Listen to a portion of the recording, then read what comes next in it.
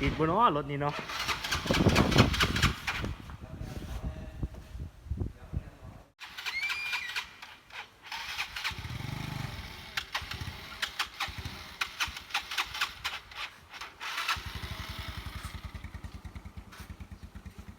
จะได้ไปอยู่วะ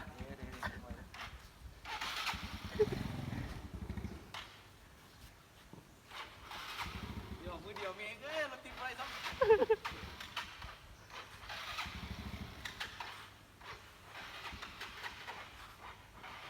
สภาพ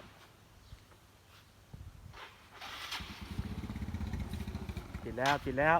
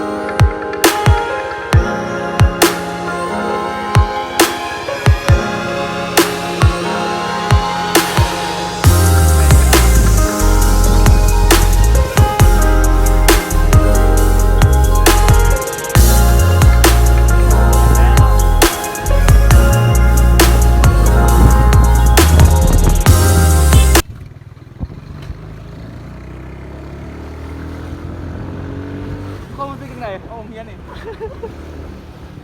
ได้ออกเฮียนแล้วเป็นจะได้ความรู้สึกดีใจว่าได้ออกเฮียนมือแรกตัด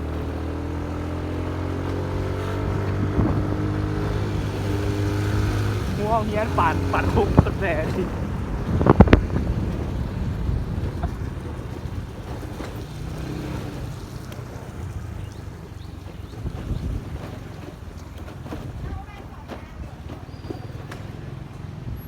ตอนนี้เขากำลังไปกินบุญเนาะ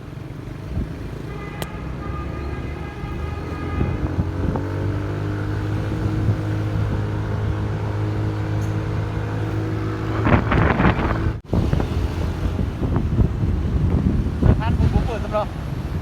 ห้านบุญผู้เปิดซับ เปิดอ๋อเนี่ยเนี่ยเขาก็มาว่าห้านบุญแล้วเนาะคนหลายเยอะนี่เนาะหน้าตาบุญของเรา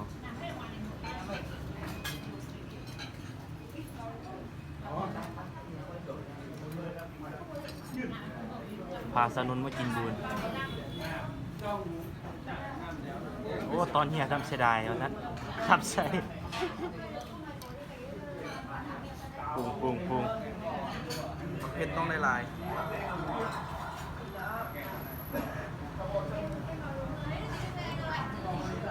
อ๋อ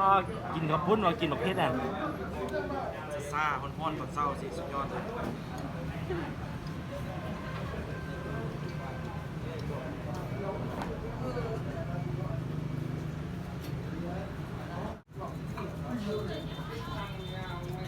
ใส่พริกไทยนะใส่พริกไทย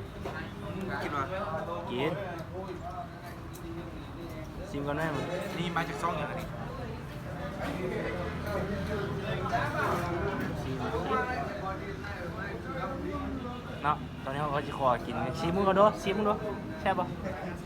วงปรุงหลายฮะนี่ โอ้บุญ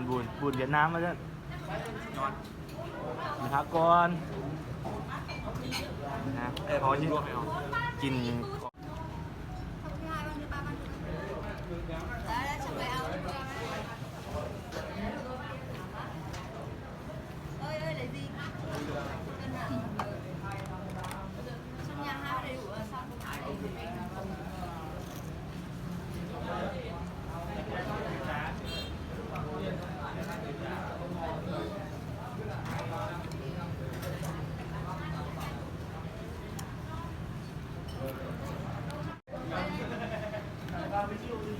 มาแล้วเมี่ยงดิสักบ้างหนึ่งเผ็ดบ้างหนึ่งโบเฟสไปหนึ่งบอก กินก่อนเลยไหมทายมันกินก่อนเนี่ย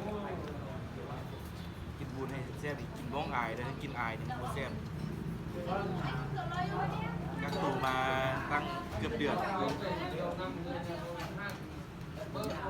แล้วกินสุดยอดหลาย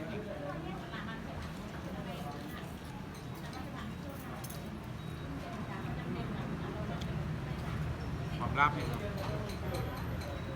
มาเวียดนามห้ามลืมกินบูนโบเฮเด็ดขาดนะ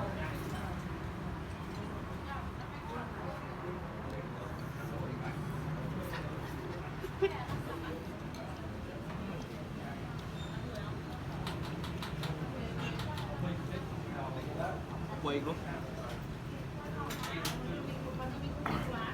เค็มไหมกล้วยเค็มกว่าโดนละแซ่บป่ะ Làm mới sang à? Mới sang à? พุ่งมา Ở đây à? Không có ra đúng không? มึงเดือดกล้าอ่ะ 10.000 đấy nhá. 10.000 đấy nhá. เอาละ Đấy 10.000 trời. เราถามว่ากี่เราถามว่าพวกเห็นหน้าโดนหาก็ได้ออกเงี้ยหรือเราถามมึงเอาหัวซะอีก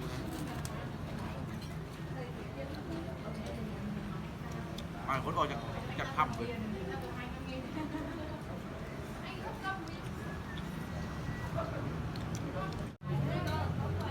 อ่ะวันนี้ขอกินก่อนเดี๋ยวโดนกลับในสิทายเบิ้งเขาสเปเบนจะแน่ หลังจากกินบูดมาแล้วก็มาพาป่านนท์มาล้างรถ ไอ้อาบน้ำเนี่ย อืม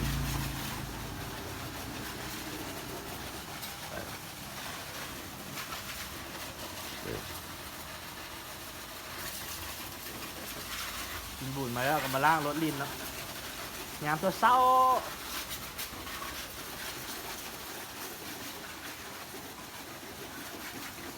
ผู้สาว